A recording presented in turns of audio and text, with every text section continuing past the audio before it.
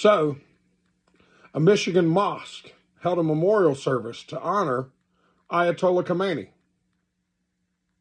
for his martyrdom.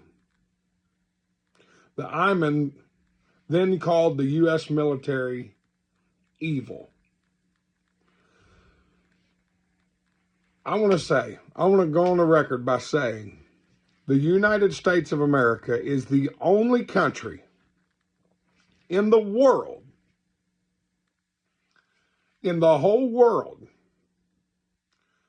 that you could criticize what their leaders are doing without repercussion. It's the only country in the world where you could literally call out the sitting leader and the actions they are taking. And if they're killing a foreign leader who is deemed to be a threat to national security, and you could call them out and call the person that they deemed as a threat to national security a martyr. There's not another country on earth that you can do that you're allowed to criticize like that. So, these people should be thankful they live in a country that allows them to hate the country they live in. Wow. Unhinged. So, Canada calls out Trump for not consulting with them, and other allies before the strikes in Iran. The Prime Minister of Canada, Mark Carney, said the United States and Israel moved forward without consulting allies, including Canada. The United States and Israel have acted without engaging the United Nations or consulting allies, including Canada. Carney made it clear that next time Canada expects to be informed before major military...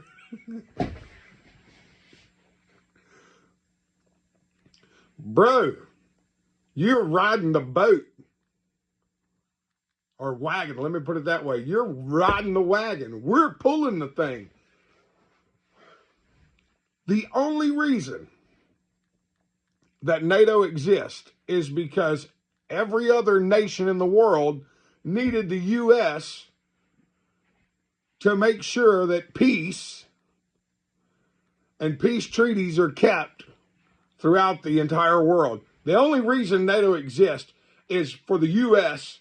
to help the allies. The allies never come to the U.S. aid. Why do you don't need to know anything we do, Mark Carney? It's none of your business what we do. This is not whether or not you agree with what is going on in Iran right now and whether or not the U.S. This is the very fact that this nincompoop, this donkey from Canada, thinks he can tell the U.S. we expect to be notified. They ain't pulled their weight or done anything to help as far as what they're putting in to NATO. They haven't done anything in decades. These individuals do not pull their weight. Canada does not pull their weight. And if you want to go to a country that doesn't allow freedom of speech and doesn't allow their people to criticize the government, find out what happened last year when the truckers said they were going to go on strike. Find out what happened, what Justin Trudeau done, and how he ensured that the truckers in Canada basically enslaved the truckers of Canada, forced them to drive trucks, forced them to go to work and to drive trucks by force. Yeah, they enslaved their people. So Canada, mind your own stinking business. A senior advisor to Iran's Islamic Revolutionary Corps has warned that Tehran has so far used only a fraction of its military capability in its ongoing missile attacks. Major General Ibrahim Jabari said the hundreds of missiles launched toward the Israel and U.S. regional assets were drawn from the back of our stockpile. He added, Soon we will unveil weapons that you have never seen before. we, oh my goodness. Oh my word. Yeah, Iran has weapons that we've never seen before. Earlier, Jabari claimed Iran could sustain daily missile strikes for up to 2 years.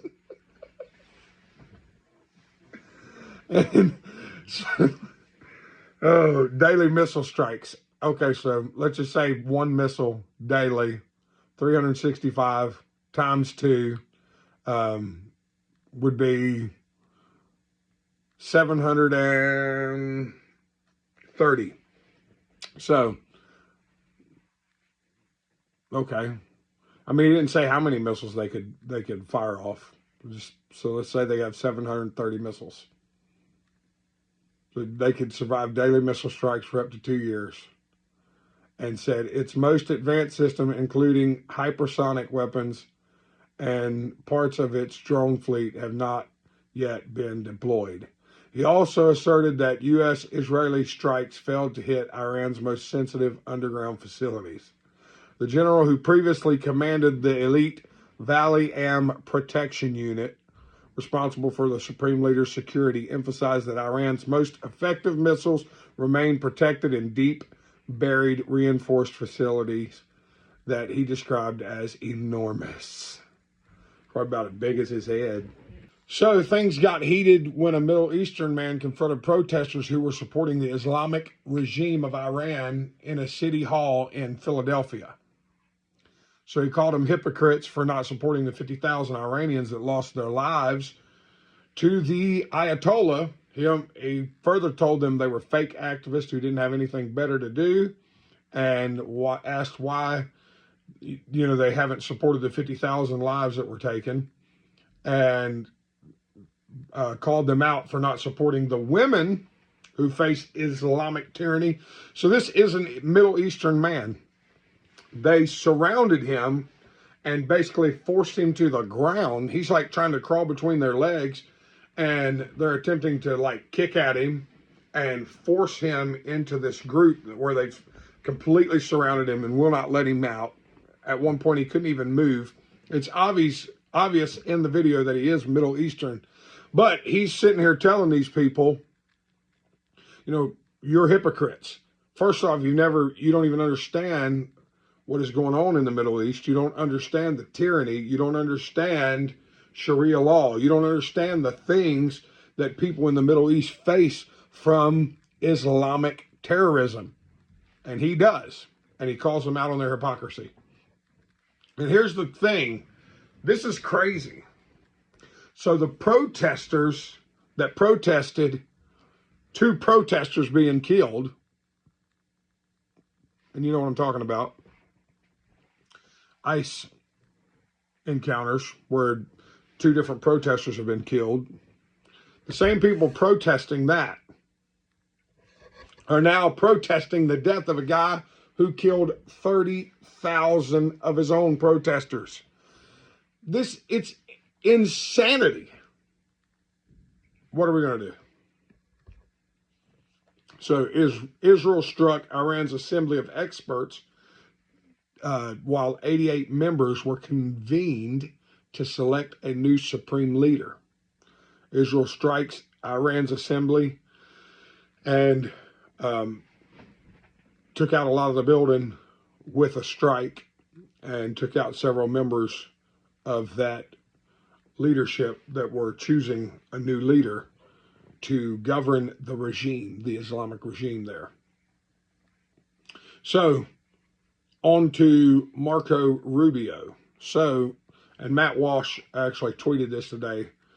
And I'm going to tell you what Marco Rubio said first, and then tell you Matt Walsh's tweet.